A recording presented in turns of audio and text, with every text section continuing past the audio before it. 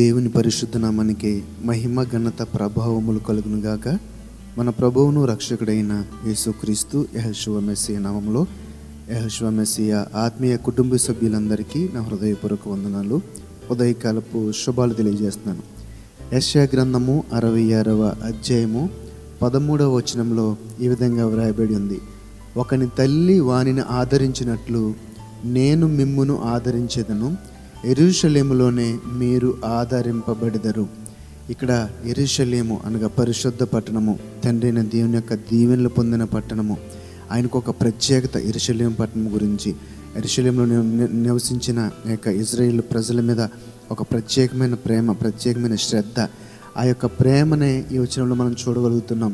యెరూషలేములోని మీరు ఆదరించబడతారు. ఎలాగ ఆదరించబడతారంటే, ఒకని తల్లి వానిని ఆదరించినట్లు నేను మిమ్మును ఆదరించెదను. ఈ ప్రపంచంలో మన యొక్క జీవన శైలిలో ఒక తల్లి ప్రేమంత ప్రేమను మనం ఎక్కడ కూడా పొందుకోలేము. ఒకవేళ ప్రేయసి ప్రేమ ఉండొచ్చు, కానీ అది ఒక లిమిట్ వరకే, నీకున్న స్థితిని బట్టి ఉంటుంటుంది, అది నిజం కాకపోతే కనుక.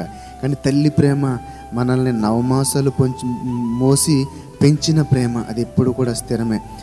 మరి తల్లికి తన కొడుకు మీద కూతురు మీద ఉన్నంత ప్రేమ ఇక్కడ చూడలేము. అటువంటి ప్రేమ చేత మీరు ఆదరించబడతారు. యెరూషలేములోనే మీరు ఆదరించబడతారని ఈ వాక్యం ద్వారా దావీదు కీర్తనకారుడు మనకి తెలియజేస్తున్నాడు. ఇంకా ఎంత ప్రేమ అంటే 137వ దావీదు కీర్తన 5-6 వచనాలు చూస్తే కనుక, యెరూషలేమా, నేను నిన్ను మరచిన ఎడల నా కుడి చేయి తన నేర్పు మరచునుగాక. నేను నిన్ను జ్ఞాపకము చేసుకొనని ఎడల నా ముఖ్య సంతోషము కంటే నేను యెరూషలేమును హెచ్చుగా ఎంచని ఎడల నా నాలుక నా అంగిటికి అంటుకొనుగాక. ఈ వచనాలు చూస్తే కనుక, మొదటి వచనంలో యెరూషలేమా నేను నిన్ను మరచిన ఎడల నా కుడి చేయి నేర్పు అంటే ఆ చేయి పని చేసే స్థితిని మర్చిపోతుందని.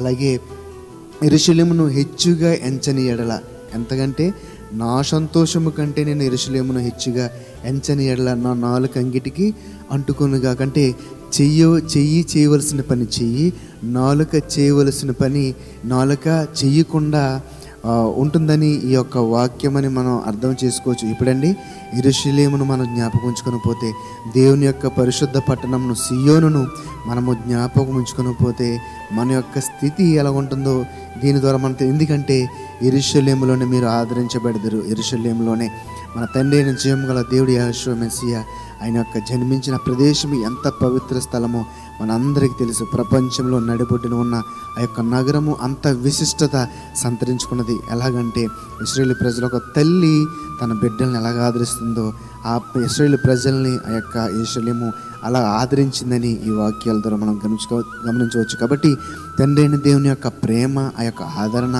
మనకి కూడా కావాలంటే మనం కూడా అనేకసార్లు మన యొక్క ప్రార్థనలో, మన యొక్క పాటల్లో యెరూషలేమును గురించి, సియోను గురించి జ్ఞాపకము చేసుకుని ఆ యొక్క పరిశుద్ధ పట్టణమును వర్ణిస్తూ తండ్రిని దేవునికి కృతజ్ఞతాస్తుతులు చెల్లించే వారు ఉండాలని మిమ్మల్ని అందరినీ కోరితే మాటలు ముగిస్తున్నాను.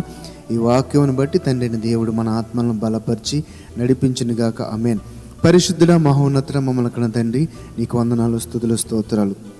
నాయన, ఒకని తల్లి తన బిడ్డలను ఎలాగ ఆదరిస్తుందో యెరూషలేము కూడా అలాగే తండ్రి తన భక్తులను, తండ్రి అయిన దేవుని యొక్క కుమారులను, కుమార్తెలు ఆదరించిందని ఈ వాక్యం ద్వారా మాకు తెలియజేశారు. అవును ప్రభువా, నీ యొక్క పరిశుద్ధ పట్టణము, స్థిరమైన నివాసము, సియోను నగరము నాయన ఎంతో సుందరమైన ఆ యొక్క పవిత్ర స్థలం మేము కూడా జ్ఞాపకం చేసుకొంచు. దేవుని నీ యొక్క మేలును పొందుకుని కృపను దయచేయమని నా వాక్యం ద్వారా మమ్మల్ని బలపరిచి నడిపించమని నజరేయుడైన యెహోషువ మెస్సియా నామములో ప్రార్థన అడిగి వేడుకొనిచున్నాము తండ్రి. ఆమేన్. అందరికీ వందనాలండి. షాలోమ్.